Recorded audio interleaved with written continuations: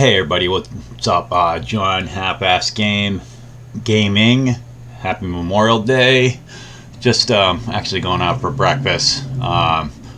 Monitoring the game of Roads to Gettysburg campaign that my opponent and we're on turn 6. I thought I'd throw this brief little video out at you. Strategy and tips number 2. This one's called Situational Awareness. Okay, I'm the Confederates in this. There's a lot of maneuvering going on right now in turn 6.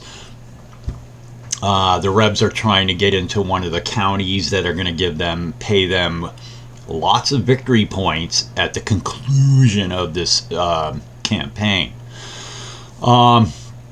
But that's not to say that they're not looking to open a can of whoop ass on the Union, if possible. And my opponent knows that, and he is very astutely paying attention to his situational awareness. And this particular turn is winding down. The Confederate movement is pretty much complete at this point. The Union's got a little bit more, but they're winding down as well. And we're going to move on to turn 7. Now look at the situation right here. All right, you have Hill's Corps. Let me go over to the other. You have Hill's Corps right here. Okay, Anderson. You have Heath under here, and 3 hexes north of Heath is Pender, and they're all gonna be their situation is going to be exhausted with no fatigue after the recovery. So they got a lot of movement and a lot of fight in them coming in up next turn. And also you have Rhodes over here. Is that Rhodes? Are we talking about Rhodes? We're talking about Rhodes. He's got a lot. He's even in a better situation for movement. Okay.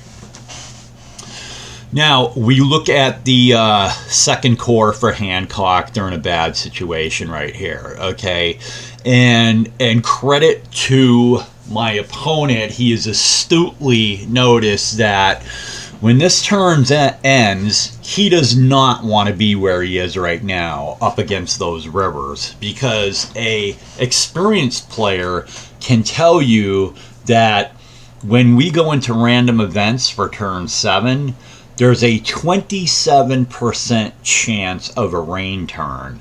Okay, and if you look at the way the river situation is right here, these blue rivers right here, the deep blue portion of our river set right here, they're not fordable. If it turns up rain and there's a 27% chance in the next random event that this could turn up as a rain turn, the rebels would have an easy time of pinning these guys up against these rivers. Okay, with basically one crossing right here where Huey is, and it would be really easy to choke that crossing off.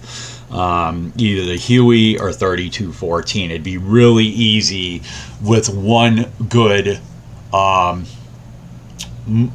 movement out of the rebels, out of Hill's Corps, to choke that off. So my opponent is wisely decided to move the hell out of here, and let's see how he does. And actually, he's not done. He's not done. He's moved one stack out of here, and you'll see what happens. So 6-4, Union wins the initiative. Hancock takes his corps and the artillery unit that he has under here. It's did he already move him?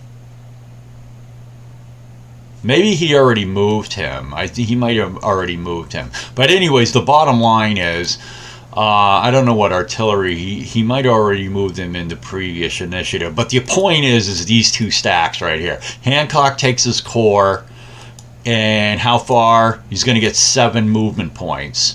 Okay, so actually, he's only going to move one stack out here before he has to get back to me concerning whether Jenkins is going to cav retreat. And unfortunately for the Union, he's going to suffer 2 manpower losses on his EM. But the point of the story is unchanged. you're up against these rivers. If random events turns up rain, they could all die. And watch what he does. So, oh yeah, so he moved the art. He actually just moved the art up one against the stream. And now these guys are going to move. Okay, they're moving out of here. Okay, and they actually suffered a manpower loss to do it, but that's not the point of the story.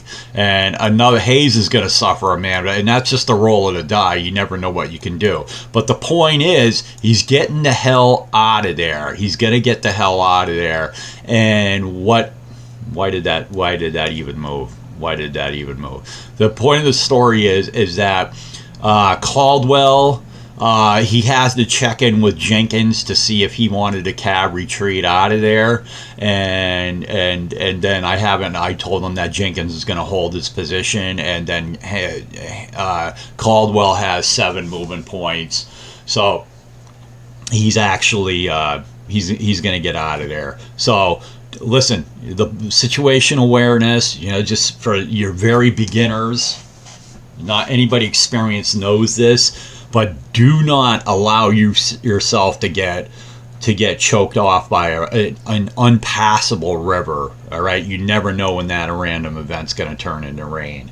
All right, so I'm sure my opponent, his next move is going to be, well, he can't move the cab. It'll be a separate activation, but I'm sure Caldwell is going here for 4. That's going to be 4, and then maybe down there for 5. I'm sure that's his next move, because he does have 7 movement points, but you never know.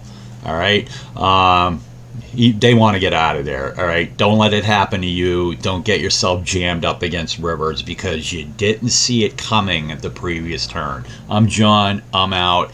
We'll see you guys next time. Bye bye.